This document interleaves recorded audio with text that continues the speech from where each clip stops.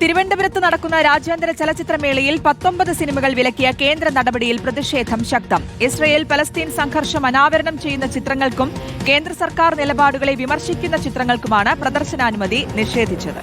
ചലച്ചിത്രമേളയെ അട്ടിമറിക്കാനുള്ള നീക്കമാണ് നടക്കുന്നതെന്ന് CPIM ആരോപിച്ചു.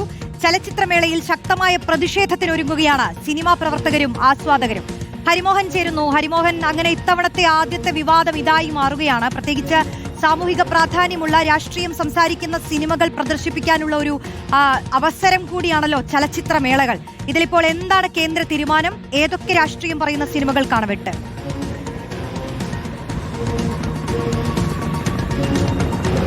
ശ്രുതി, റോഷ്നി, കഴിഞ്ഞ 2 ദിവസങ്ങൾക്കിടെ ഇതിനോടകം തന്നെ 8 സിനിമകൾക്ക് പ്രദർശനം മുടങ്ങിക്കഴിഞ്ഞു. ഇനിയിപ്പോൾ ഇന്നും കൂടി ആകുമ്പോൾ കൂടുതലായി, അതായത് 19 സിനിമകൾ ആകെ പ്രദർശനം നിഷേധിക്കപ്പെട്ടിട്ടുണ്ട് എന്നുള്ളതാണ് അറിയുന്നത്.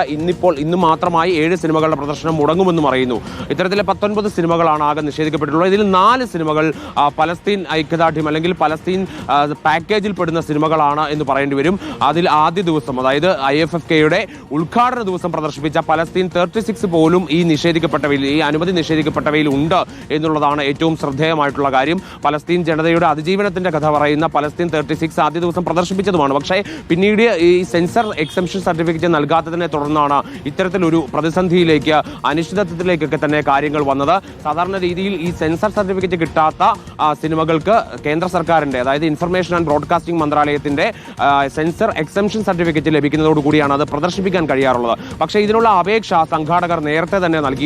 ആ അപേക്ഷ നൽകിയിരുന്നെങ്കിൽ പോലും ഇതിന് അനുമതി നിഷേധിക്കപ്പെട്ടു എന്നുള്ളതാണ് മനസ്സിലാക്കാൻ സാധിക്കുന്നത്. അതുകൊണ്ട് തന്നെയാണ് വലിയ രീതിയിലുള്ള പ്രതിഷേധങ്ങൾ രൂപപ്പെടുന്നത്. വിഖ്യാത ചലച്ചിത്രങ്ങൾ വരെ ഈ നിഷേധിക്കപ്പെട്ടവയിൽ ഉണ്ട് എന്നുള്ളതാണ്. സെർജി ഐസൻസ്റ്റീന്റെ ബാറ്റിൽഷിപ്പ് പൊട്ടൻകീൻ അടക്കമുള്ള സിനിമകളാണ് ഇത്തരത്തിൽ അനുമതി നിഷേധിക്കപ്പെട്ടവയിലുള്ളത്. ഈ പലസ്തീൻ ജനതയുടെ അതിജീവനം പറയുന്ന സിനിമകളായതുകൊണ്ട് തന്നെയാണ് കേന്ദ്ര സർക്കാർ അനുമതി നിഷേധിക്കപ്പെട്ടത്. കേന്ദ്ര സർക്കാരിന്റെ ഇടപെടൽ വലിയ രീതിയിൽ ഭയം സൃഷ്ടിക്കുന്നതാണ്.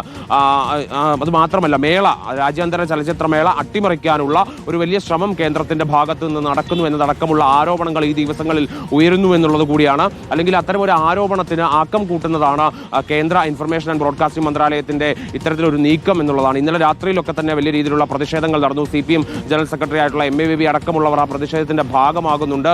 മാത്രമല്ല, തുടർച്ചയായി ഈ വിഷയത്തിൽ ഇടപെട്ടുകൊണ്ട് കൂടുതൽ ആളുകൾ, ചലച്ചിത്ര പ്രവർത്തകർ രംഗത്ത് വരുന്നുണ്ട്. അടൂർ ഗോപാലകൃഷ്ണനും കമലും അടക്കമുള്ള ആളുകൾ ഇതിനെതിരെ പ്രതികരിച്ചിട്ടുണ്ട്. ഇന്നിപ്പോൾ കൂടുതൽ പ്രതിഷേധങ്ങൾ IFFK വേദിയിൽ ഉണ്ടാകുമെന്നുള്ളതാണ് നമുക്ക് മനസ്സിലാക്കാൻ സാധിക്കുന്നത്.